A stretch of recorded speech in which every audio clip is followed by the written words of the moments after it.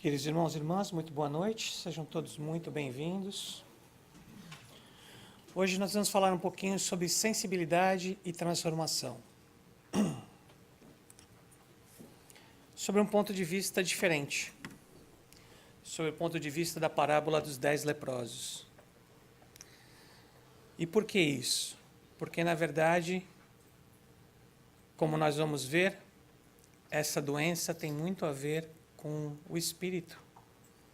Ela tem muito a ver com o que nós não cuidamos dentro de nós e que quando ela se manifesta exteriormente é porque literalmente o nosso interior já está exatamente da mesma forma.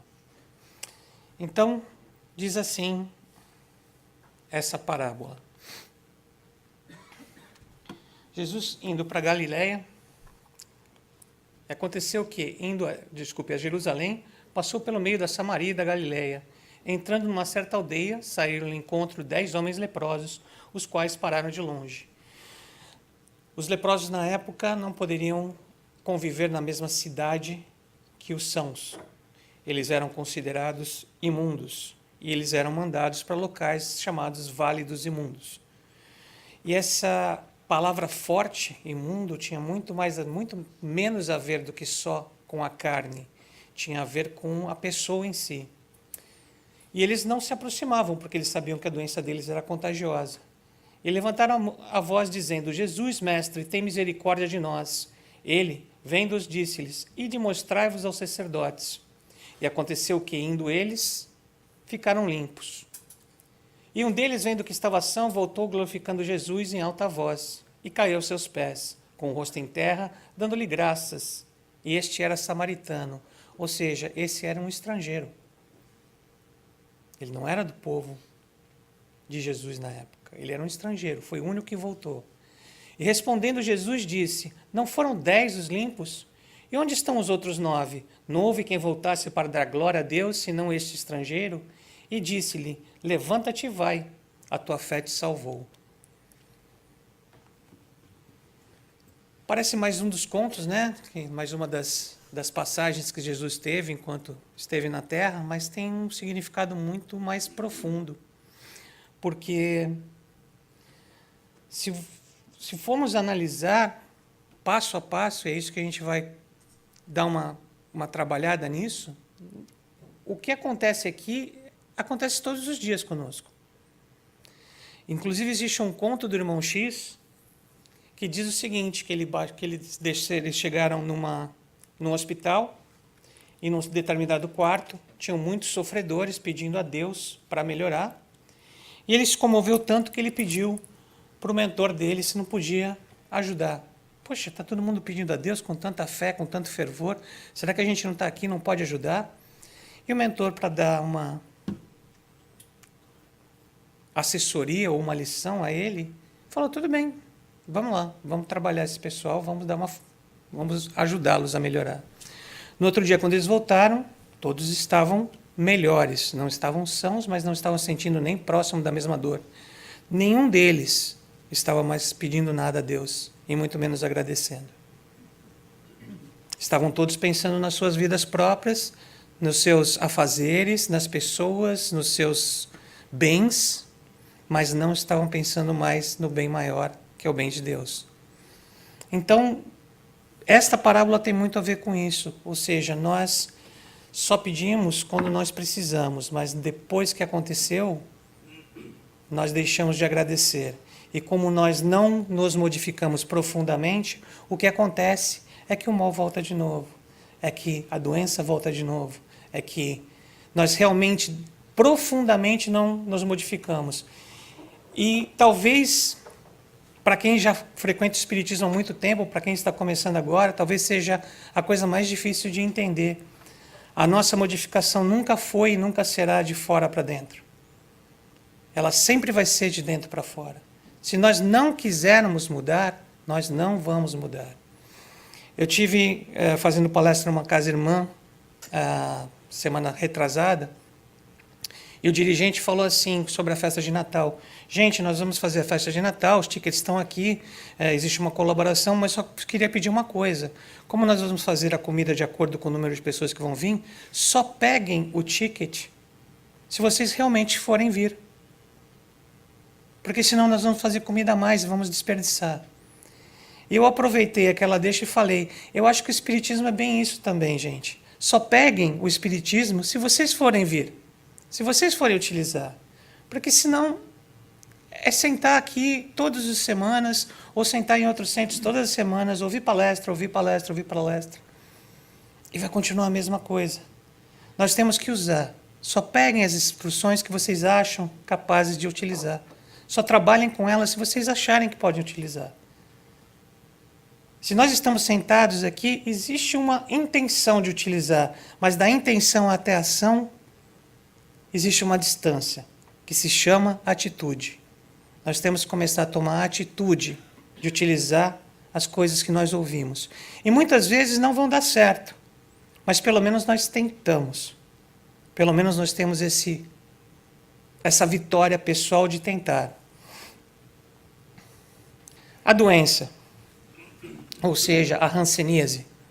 Naquela época, a doença era incurável e fazia com que seu portador fosse considerado imundo. A lepra é uma condição que afeta a pele, os tecidos subcutâneos, as cartilagens, o sistema nervoso, gerando feridas e perda de sensibilidade nas extremidades. Perda de sensibilidade.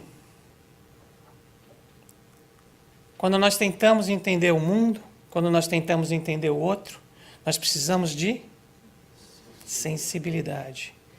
E quando nós perdemos a sensibilidade física, talvez seja o grau maior de que a nossa sensibilidade foi para o beleléu. Basicamente, nós a perdemos completamente. A enfermidade chama-se tsar, traduzida por lepra, provavelmente incluía outras doenças de pele na época. O próprio termo também é aplicado às vestes e às casas e parece ter sido geralmente empregado para escrever algo que era cerimonialmente impuro. Quando o leproso era purificado e assim pronunciado pelo sacerdote, por isso Jesus os mandou para o sacerdote, para que ele fosse pronunciado, ou seja, não adiantava você estar curado. Na época, se o sacerdote não te pronunciasse, você continuaria na condição de leproso. E sendo...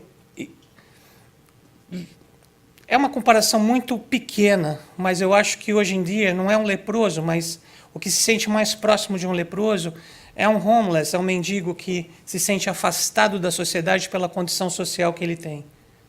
E o leproso da época, ele era absolutamente afastado. Ninguém queria contato com ele, então ele não perdia só a saúde, ele perdia o contato com a família, ele perdia a casa, ele perdia tudo. Ele perdia tudo que ele tinha. Olha só, o que a nossa energia pode fazer? Ela pode bloquear a maior parte dos nossos chakras. E o que são nossos chakras? São nossos centros de energia. O que acontece conosco? Quando nós temos raiva, olha como nós ficamos. Olha a quantidade de energia negativa no corpo. Olha o medo, olha o nojo. E agora olha a felicidade. Uma energia bem distribuída. Tristeza, surpresa, neutro. Neutro talvez muito parecido com a depressão, só que em outro estágio. Mas o que nós fazemos no nosso corpo o tempo todo? Nós equilibramos a energia que nós colocamos nele. Nós distribuímos para os nossos centros de energia. Se eles estiverem bloqueados, eles não vão responder. Se eles não responderem, nós não vamos nos equilibrar. E tudo isso vai se refletir aonde?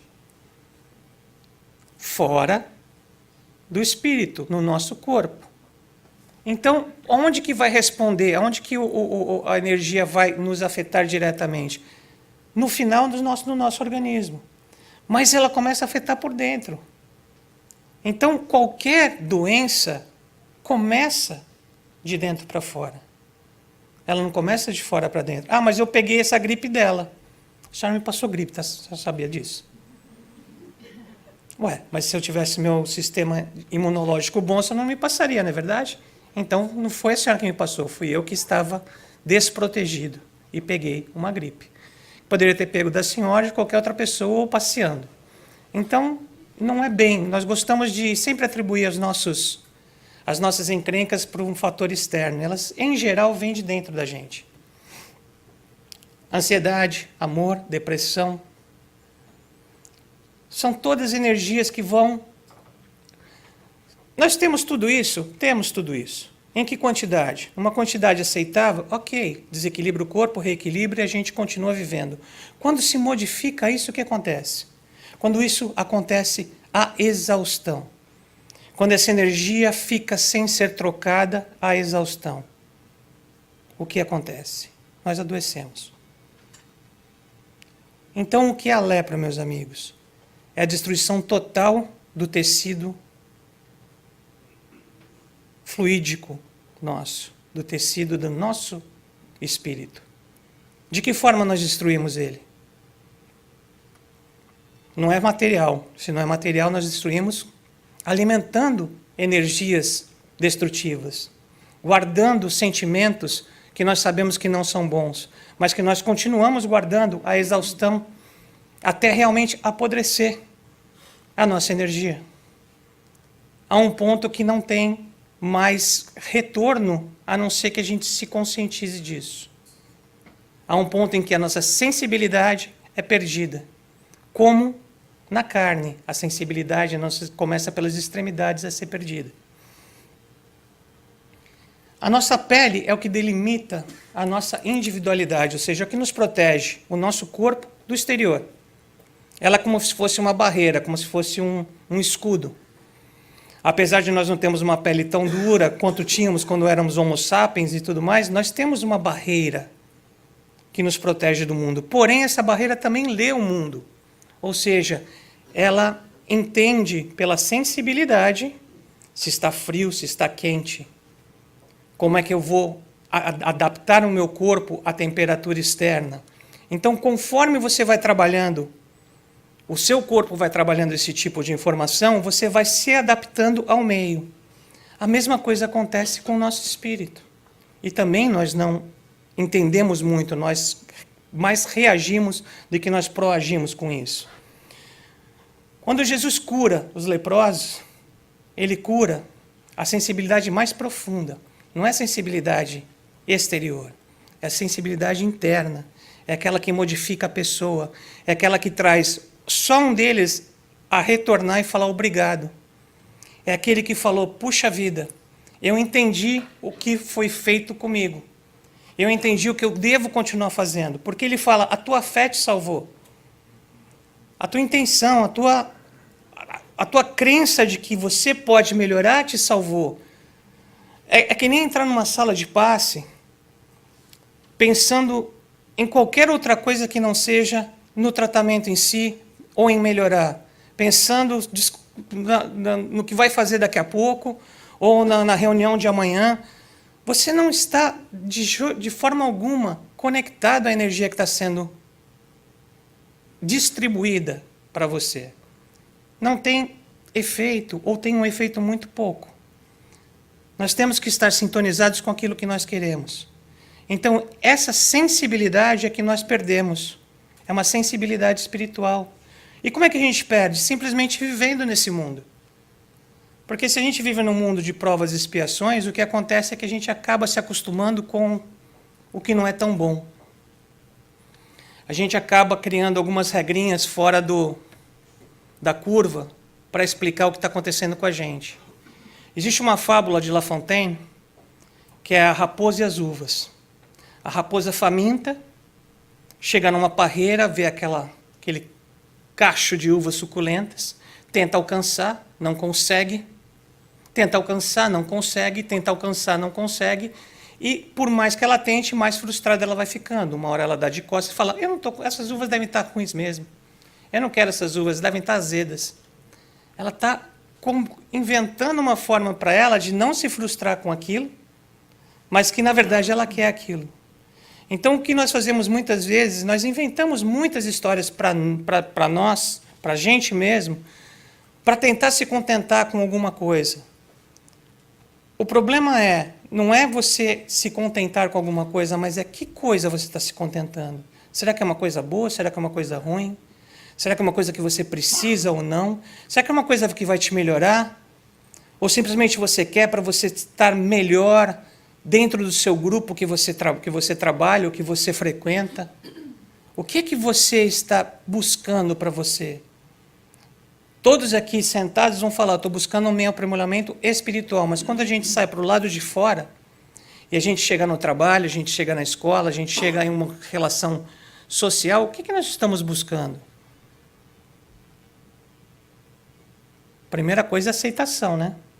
Ninguém gosta de chegar num grupo, todo mundo vira as costas para ele e ninguém fala com a pessoa. E o que é que nós fazemos para ser aceitos? Ainda bem que nós já passamos da aborrecência. Então não é tudo que a gente faz hoje em dia para ser aceito. Mas a gente ainda faz algumas coisas que no final do dia nós falamos, poxa vida, não gostei de ter feito isso. E quanto mais não gosteis, ou quanto mais vezes a gente faz coisas que não são boas, ou que nós sabemos que não vão ter um efeito bom para nós, isso vai minando a nossa energia, isso vai minando a nossa quantidade de autoestima, isso vai minando aquele mapinha que a gente falou. Isso vai criando substâncias químicas dentro do nosso corpo, que se forem criadas num volume muito grande, acabam gerando uma doença. É assim com inveja, é assim com ódio, é assim com medo, tristeza, rancor e assim por diante. Quanto mais sensíveis nós formos, mais felizes nós nos tornamos. Isso é um problema para a cultura sul-americana e latina, porque desde que nós nascemos, talvez os mais novos não tenham ouvido isso, eu tenho ouvido isso com uma citação mais engraçada, mas para nós, de 50 para cima, é uma referência muito forte. Homem não chora. Não? Faz o quê? Chupa o dedo, senta, bate o pé no chão, bate a cabeça na parede. Claro que homem chora.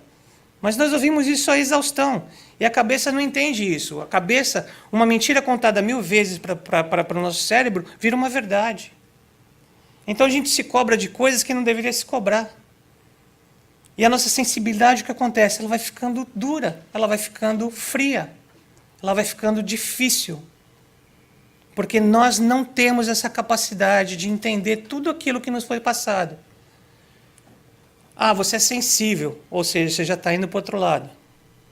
Infelizmente, existem conotações desse tipo aos montes na nossa cultura. Então, como é que um homem vai demonstrar sensibilidade? É muito difícil.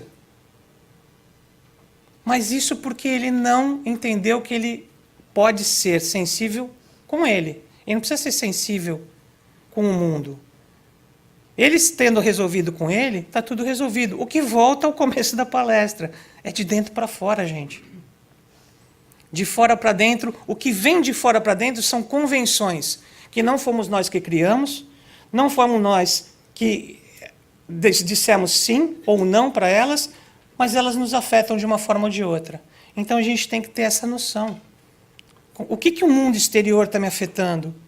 E até que ponto eu vou deixar que isso aconteça? Ninguém pode virar um eremita, quer dizer, até pode, mas não sei se vai dar muito certo. Mas ninguém pode virar um eremita de uma hora para outra e falar, não vou falar mais com ninguém. O que é a depressão? A depressão começa com uma coisa muito tranquila. Não sei se alguns de vocês estavam aqui, acho que há mais de 2 anos, eu fiz uma palestra sobre a preguiça. Eu coloquei a figura do Garfield na entrada. O Garfield é o exemplo da preguiça, porque ele é um gato bonitinho, simpático, mas ele dá nos nervos. E conforme ele vai fazendo as coisas e deixando a pessoa mais nervosa, ela vai brigando com o Garfield, e o Garfield vai se afastando e tendo pensamentos não tão bacanas sobre a pessoa. Isso acontece com a gente. E quanto mais a gente se afasta dos outros, menos interação nós temos, quanto menos interação, menos o nosso cérebro trabalha, ou seja, menos sinapses, menos química ele produz, então daqui a pouco você vai ter que estar tomando um remédio para produzir uma química que você já tinha em primeiro lugar. E você acabou deixando de ter porque você não usa. Você usa, você perde. Então, de uma simples preguiça, você pode desenvolver uma depressão. Por descuido, gente. Por descuido. Por não prestar atenção nas coisas. As coisas são muito sutis. E se nós só reagimos às coisas, Fica difícil da gente ter controle nosso, interior. As chagas da alma se manifestam através do envoltório humano. O corpo doente reflete o panorama interior do espírito enfermo. A patogenia é um conjunto de inferioridades do aparelho psíquico. O Emmanuel, em geral, como a Joana de Ângeles, não assopra. Ele, em geral, bate. Mas quando ele bate é para a gente entender que realmente somos nós que estamos fazendo isso conosco mesmo. Se nós estamos enfermos, é porque nós criamos algum tipo de doença. Em geral, a doença é um presta atenção. Presta atenção. Você estava caminhando nesse caminho, você começou a andar meio de lado. Você vai cair num abismo porque para cá não tem mais estrada. Presta atenção. Então, vou fazer você parar um pouquinho, se recuperar, levantar e começar a andar reto de novo. A gente para um pouquinho, se recupera, começa a andar para o outro lado na esquerda. Aí vem outra doença. Aí vem outra... É uma sequência, né, gente? Se a gente não resolve o problema interno, o externo vai sempre tentar dar uma paradinha. Falar, olha, você não entendeu bem, esse resfriado já está virando pneumonia. Essa pneumonia já está virando outra coisa. Vamos começar a cuidar, vamos começar a entender o que está acontecendo, vamos procurar entender o que está acontecendo, por que é que você está ficando tão doente. Quantas pessoas nós conhecemos que ficam doentes o tempo todo? São chances e chances de entender que existe alguma coisa a ser modificada. Mas, como toda pessoa, se ela não souber, se ela não aceitar que ela tem um problema, ela não o tem. E não adianta nós tentarmos fazer com que ela entenda. Ela vai continuar achando que não tem problema, nós vamos continuar dizendo para ela, isso é um desperdício de energia. É aí que entra o so be it, ou que assim seja. Se a pessoa está assim nesse momento, pode ser que daqui a pouco ela se modifique, mas nesse momento não vai adiantar. Ela não tem o entendimento necessário, ou eu não tenho o entendimento necessário para saber o que se passa com ela. Então, so be it, que assim seja. O espírito é o artífice do seu próprio corpo, que ele modela, por assim dizer, apropriando-o as suas necessidades e a manifestação de suas tendências. Olha só. Dizer que a maior parte dos pais tem aquele medo de assumir que seus filhos fizeram alguma coisa errada. O que eles fazem é falar que é porque ele está andando com um amiguinho X ou amiguinho Y. Não é ele.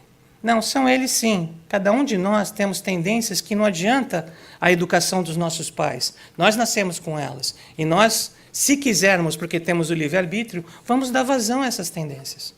Vamos trabalhar essas tendências para melhor ou para nem tanto.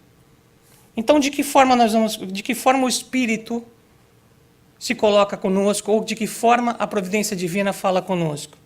Ela começa a nos mostrar algumas manifestações no corpo de que alguma coisa está errada. E talvez a manifestação mais forte de que a coisa está errada seja a hanseníase, seja a lepra, onde o seu corpo começa literalmente a, como o espírito, figurativamente, apodrecer, porque você já passou por tantas e ainda não encontrou um caminho de recuperação. Recuperação do tecido cutâneo, externo e interno. E a cura? Como é que a gente faz com a cura? A cura é o seguinte, a gente tem que saber que o ser humano tem o direito à inserção social e à sociabilização para encontrar o seu lugar no mundo. Ou seja, se nós encontramos leprosos espirituais, não nos cabe rejeitá-los. Não nos cabe dizer a eles, sai daqui. Você não merece estar do meu lado. Quem fomos nós no passado? Nós não sabemos se nós estivemos no mesmo local. Nós não sabemos se nós fomos exatamente iguais. O que nós podemos fazer pelas pessoas é incluí-los enquanto ser humano, é validá-los enquanto seres humanos. Porque uma pessoa que se sente à parte do mundo, que se sente sem direito de inserção, ela não se sente um ser humano, ela não se sente inteira. Quantas vezes a gente tem a chance de inserir uma pessoa, de dizer para a pessoa, de validar ela como pessoa e não faz? Exemplos não existem muitos. Aquela pessoa que te pede uma esmola e você dá o dinheiro e sai andando, ou nem dá e sai andando, muitas vezes 5 minutos de conversa com ela, às vezes não é fácil, mas muitas vezes 5 minutos de conversa com ela vale mais do que a esmola. Não que ela não precise da esmola, vai ajudar bastante. Mas esses 5 minutos de conversa vão fazer essa pessoa lembrar de novo que ela é uma pessoa, e não um pedinte. Não uma pessoa que é menos que você. Muitos dos enfermos do corpo e da alma pedem por alívio de suas dores, mas poucos reconhecem que a cura não é um dom gratuito, mas um processo de aceitação dos alívios terapêuticos. Quais são os alívios terapêuticos? Muitas vezes a doença, né? Junto com a expansão da consciência de si mesmo e do universo. De novo, gente, a cura não vem de graça. A cura não é o Tilenol. A cura não é o remédio. O remédio ele vai esconder um sintoma. Aqui você toma um remédio para dor de cabeça, você pode ter cegueira, você pode ter impotência, você pode ter sangramento, você pode ter... Quando eu começo a ler a bula das contraindicações, eu falo, Jesus, eu só queria que passasse minha dor de cabeça. Agora não vou tomar nem nada disso, que eu já fiquei com dupla dor de cabeça só de ler essa bula. É mais ou menos isso. Se você só quer curar o efeito, a causa permanece. E você vai ter de novo. Então, ou a gente busca, né, na aceitação dos alívios, da terapia que nos é passada. Quando você está doente, muitas vezes a terapia, sabe aquela coisa do remédio amargo? Muitas vezes o remédio é amargo, mas se você tomar um remédio de verdade, você se cura. E não é o remédio que vai te curar, é o aprendizado que vem com ele. Quantas pessoas já passaram aqui, que a gente conhece, nossos irmãos aqui, que estão aqui presentes, por situações pesadíssimas, e estão aqui melhores do que estavam antes, porque aceitaram todo o processo, aprenderam com esse processo e se melhoraram. E sabe por que a gente sabe que se melhoraram? Porque a doença não voltou. Porque se eles não tivessem se melhorado, a doença voltaria. Não tem jeito. Ou nós curamos definitivamente, porque o parcialmente vai fazer com que ela se pronuncie de novo. E o que é a doença de novo, gente? É uma informação de que alguma coisa está errada. Alguma coisa está errada no nosso procedimento, alguma coisa está errada na nossa consciência de nós mesmos e na nossa consciência do universo. Nós estamos, de alguma forma, andando tortos por um caminho que devia estar sendo reto. Que seria das criaturas terrestres sem as moléstias dolorosas que lhe apodrecem a vaidade? Até onde poderiam ir o orgulho e o personalismo do espírito humano sem a constante ameaça de uma carne frágil e atormentada? Eu acho que essa frase fala tudo, né? Se nós não tivéssemos esse breque, o que seria do nosso panis et circenses, como diziam os romanos? Dá pão e dá circo e o povo está feliz. Dá tudo que é material e o povo se satisfaz. Se nós não tivéssemos as moléstias, se nós não tivéssemos as doenças para nos lembrarmos que alguma coisa está errada, nós não teríamos limite.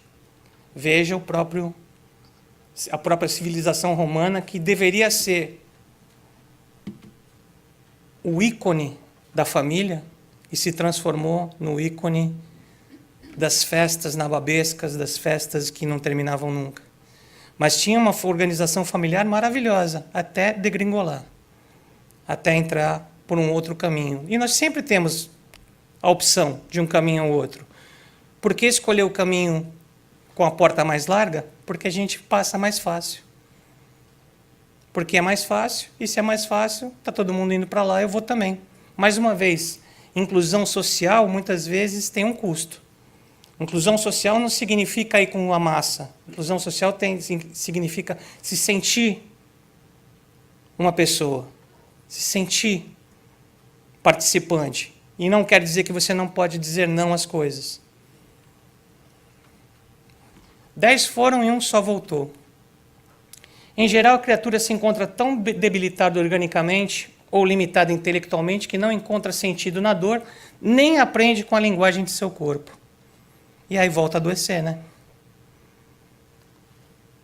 Por isso, a maioria somente encontra paliativos, aguardando a cura profunda do tempo. Ou da próxima encarnação, ou da próxima encarnação, ou da próxima encarnação. Mas deixa eu perguntar uma coisa para vocês. Quem aqui tem um avô ou uma avó que teve 5, 6 filhos? Temos algumas mãos levantadas. Quem aqui teve 5 ou 6 irmãos? Menos mãos levantadas. Quem aqui tem 5 ou 6 filhos? Nenhuma mão levantada. Sabe o que significa, gente? Que a fila da reencarnação está grande. Pensa aí. Está grande. Você vai deixar para a próxima reencarnação para você entender? Ou será que dá para dar um jeitinho de entender nessa? Você vai ficar esperando lá atrás, número 6.482, eu. Né? Faz sentido. Se estão encarnando menos criaturas no mundo e tem o mesmo número de almas que quer continuar reencarnando, a fila está grande. Nós vamos deixar essa fila, nós vamos entrar no fim da fila de novo?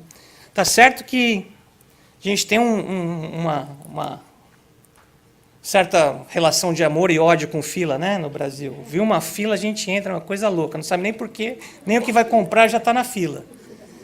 Mas, de novo, é hábito, né? Vamos cortar esse hábito, vamos sair dessa. Vamos começar a entender que a gente pode estar um pouquinho mais na frente dessa fila, nem que seja pouquinho. Sempre, né? A ingratidão é um direito do qual não se deve fazer uso. Isso te tira bastante tempo de fila, se você entender. Nunca se arrependa do bem que você fez, ainda que você se depare com a ingratidão.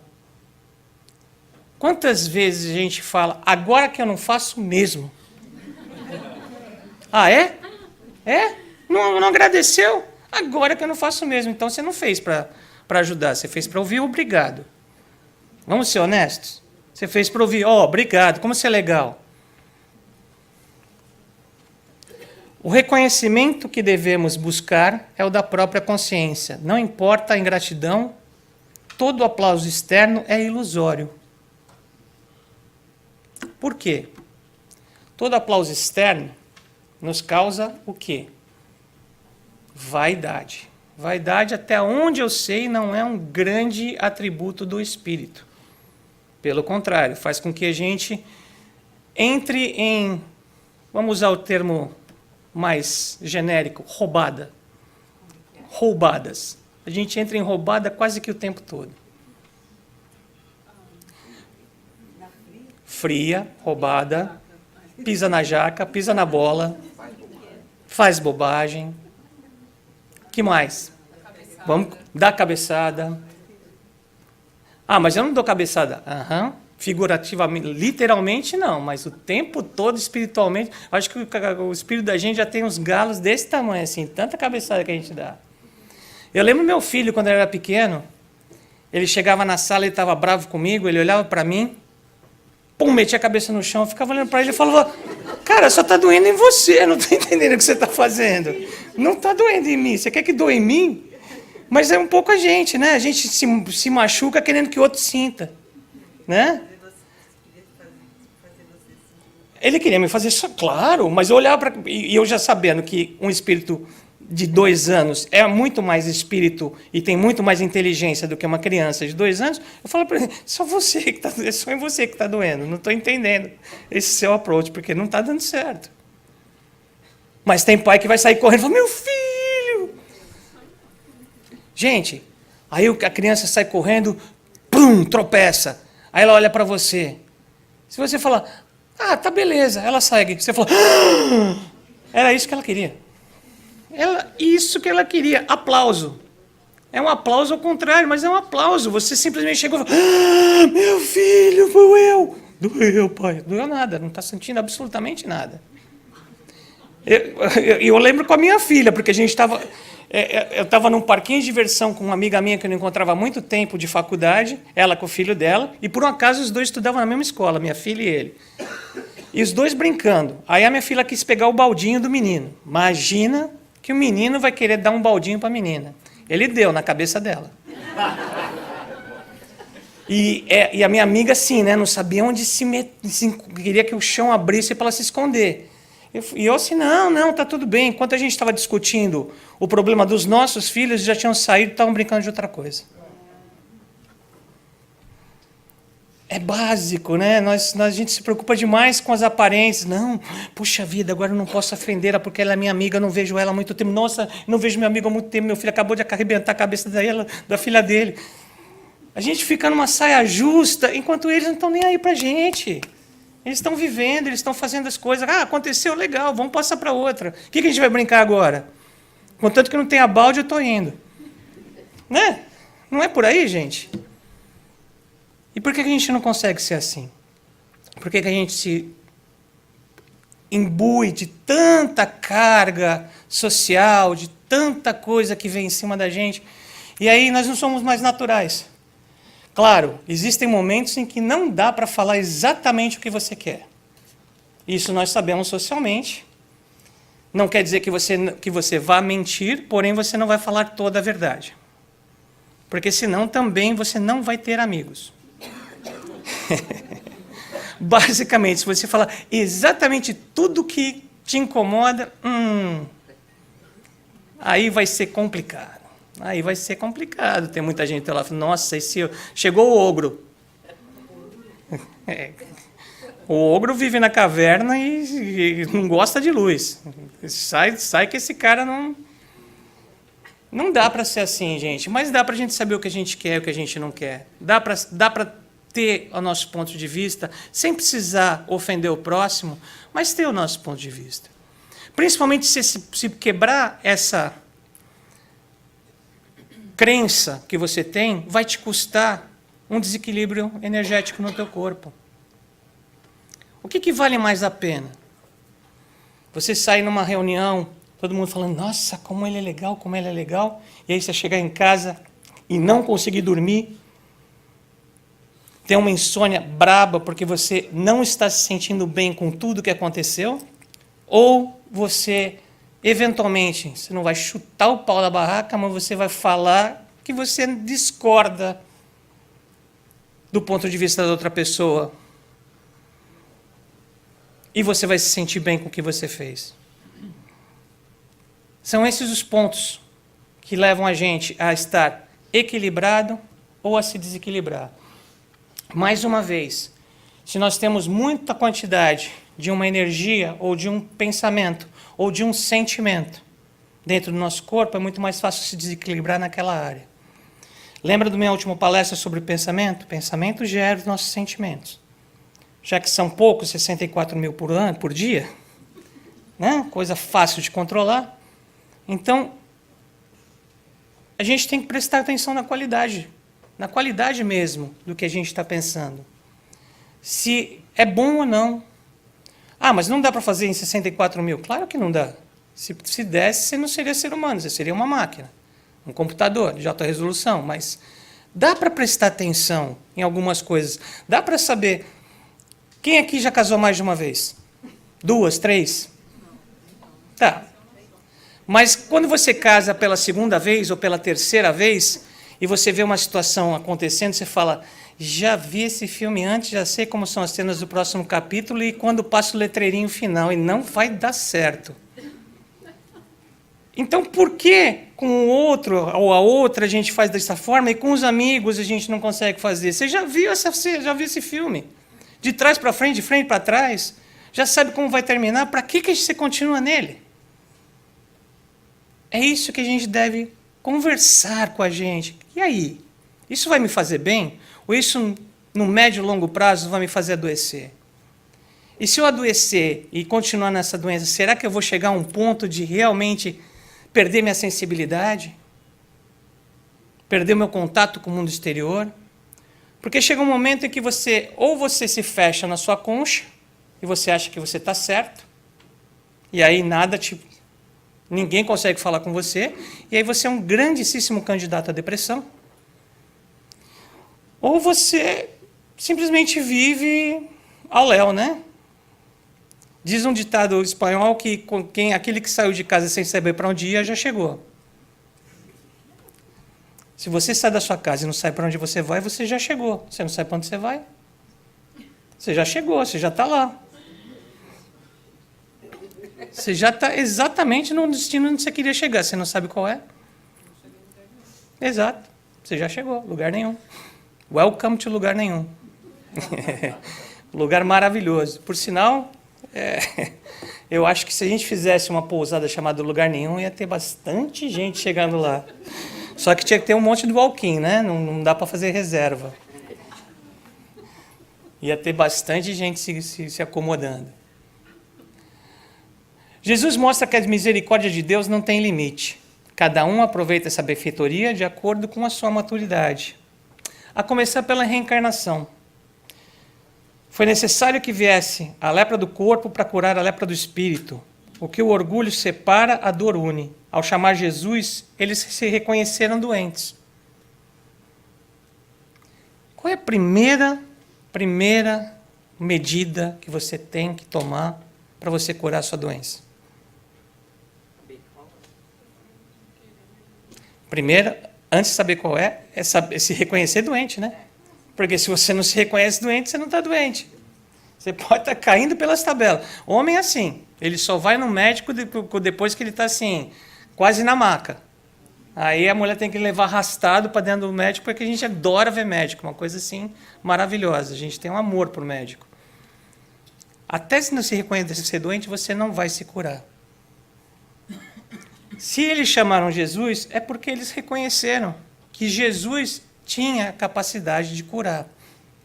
Só que Jesus não representava um curandeiro nessa parábola, representava a cura. Eu quero uma coisa maior para mim. Eu não quero remédio.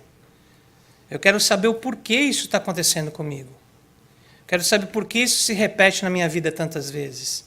Eu quero saber por que eu não consigo me curar. Aonde é que eu estou errando? Isso toma tempo, gente. Isso não é tão prazeroso quanto tomar um remédio para dor de cabeça, ela passar e voltar a fazer as coisas do dia a dia. Toma tempo. Mas uma vez que você dedique esse tempo para modificar, para se modificar, e você tenha certeza, ou seja, como Jesus falou, vai que a tua fé te curou. Você tenha certeza que você vai sair dessa, você sai dessa. Só que não fale isso para um deprimido. Porque se você falar isso para uma pessoa que está deprimida, ele vai estar ouvindo que ele nunca vai sair dessa, porque ele já não acredita mais nele. Olha que ponto a gente consegue chegar quando a gente não presta atenção nos fatores internos do nosso corpo, nas dicas que o nosso corpo está nos dando. A limpeza não é a cura, mas é a condição essencial para que a mesma se faça. Como é que a gente começa a se curar? Começando a se limpar, a retirar o que não tem efeito, a retirar o que não presta, o que não ajuda. Ah, mas como é que eu sei disso? Gente, a gente sabe. A gente sabe o que faz bem e o que faz mal, a gente sabe o que se repete na nossa vida, a gente sabe quantas vezes a gente viu as cenas do próximo capítulo, e quantas vezes, por mais que a gente quisesse que se modificasse, estava lá de novo aquele personagem que não vai ajudar, ou aquela situação que não vai ajudar. Então a gente tem que se curar. A cura é o próprio enfermo que produz. Então achar que a cura depende unicamente de um médico exímio ou de um passista inspirado ou qualquer outra coisa, Se você não se mudar, se você não se modificar, você não modificou o fator que gerou a doença. Em algum tempo ela retorna. Nós temos que nos modificar para poder acabar com essa doença, qualquer que ela seja. Ou nós nos modificamos internamente, profundamente, ou a doença retorna, de uma forma ou de outra. E nós temos muitos casos que a gente vê isso. Cura e autocura, movimentos de ressintonização com as leis ordenadoras que governam o universo e que sintetizam o amor. Quais são essas leis? Causa e efeito. Leidon, quais são as leis que a gente sabe que são leis universais, gente? Por favor, não falem tantos ao mesmo tempo. Obrigado.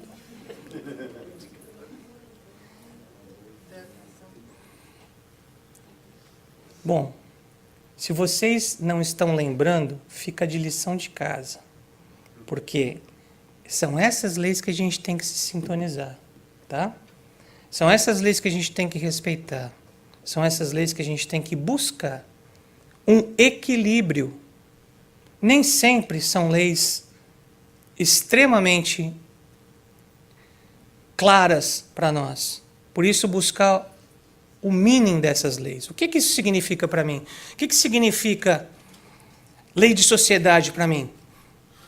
A lei de sociedade para mim é fazer parte do grupo mais legal que tem na minha área. Bom, se você tem 14 anos, o grupo mais legal provavelmente é dominado pelo cara com menos cérebro. Então, não é bem isso que você está procurando para você se melhorar enquanto espírito. Se você está numa turma muito agitada, vamos fazer isso, vamos fazer aquilo, também não seja este o grupo que você vai se socializar ao extremo. Lei de socialização simplesmente é não se esconder do mundo. É você participar das coisas num limite que não te agrida. Não adianta você ser uma pessoa que é introvertida e se obrigar a ir a todos os eventos porque o seu psicólogo te diz que você precisa socializar. Tá, no seu nível. Na sua dimensão, na sua medida. Nós temos que saber que nós temos medida, nós temos a nossa proporção para fazer as coisas, porque senão fica muito difícil. Nós temos que nos equilibrar, nós temos que entender essas coisas. Quando a alma se cura em profundidade, nutre-se de gratidão, aceitando a ordem perfeita da criação, honrando em si as bênçãos recebidas, por meio do amor recebido e distribuído. Gente, honrando em si as bênçãos recebidas, lembrando da parábola, como é que os leprosos poderiam honrar a bênção recebida? Retornando, né? Para agradecer. Só um retornou. Só um retornou. Nós recebemos a bênção e vamos e beleza. Né? E não agradecemos. Então nós não nos sintonizamos, nós não entendemos a profundidade disso que aconteceu conosco. Ou seja, a nossa modificação não aconteceu por completo. Não basta fazer o mal. O homem responderá pelo mal resultante de não haver praticado o bem. Então, para aquele que fala, poxa vida, eu não faço mal para ninguém, e não faz bem também, então, ainda não está no lado bom da coisa. O que me faz bem eu divido com quem me faz bem. O que me faz mal, nem ao inimigo eu desejo. Essa é muito difícil. Mas o dia que a gente conseguir, de verdade, não é da palavra para fora, de verdade, o dia que a gente conseguir desejar o bem para quem nos deseja o mal, realmente nós estamos tirando um A+ na prova da vida. Muito difícil. Mas é um treino. Nada se faz da noite para o dia. Vocês vão ouvir, quem já ouviu minhas palestras, vai ouvir pela 10ª vez, peço desculpas, quem está aqui há pouco tempo, talvez não tenha ouvido tanto.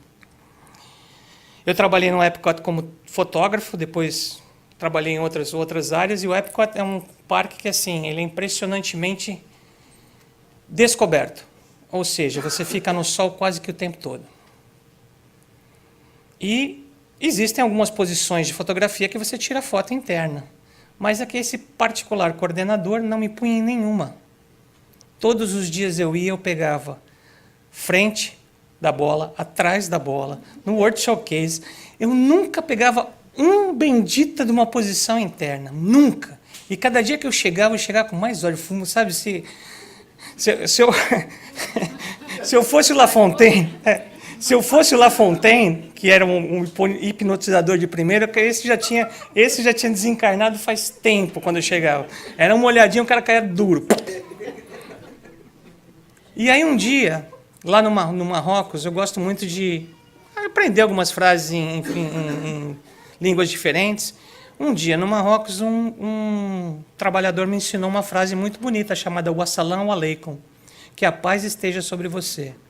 Eu não conseguia falar isso para aquele cara em português, não conseguia falar em inglês, não conseguia falar em italiano, não conseguia falar em hebreu, mas em árabe eu conseguia. Então eu chegava lá e Wassalamu alaikum, wassalamu alaikum, wassalamu alaikum, wassalamu alaikum. Pode parecer brincadeira, gente. Não deu 2 semanas, eu peguei minha primeira posição interna. Pode chamar de coincidência, tudo bem, não tem problema. Eu entendo que é a energia minha que está chegando nele que modificou. Ele não decodificou na mente racional, mas ele decodificou que alguma coisa diferente tinha acontecido. Eu quis mudar. É fácil? Nem a pau, Juvenal. Não é fácil. Não é fácil mesmo.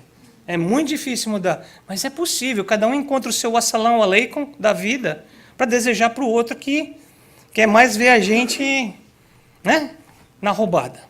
Na roubada, Lívia. Que a força do bem nos proteja, nos guie e, sobretudo, mantenha intacta a nossa capacidade de acreditar no próximo e se encantar com tudo aquilo que pode florescer diante de nós. Quando a gente tem a capacidade de se encantar com as coisas, se encantar não é uma coisa simples, não. Se encantar é realmente falar, nossa Senhora, que legal. Nossa, isso me tocou.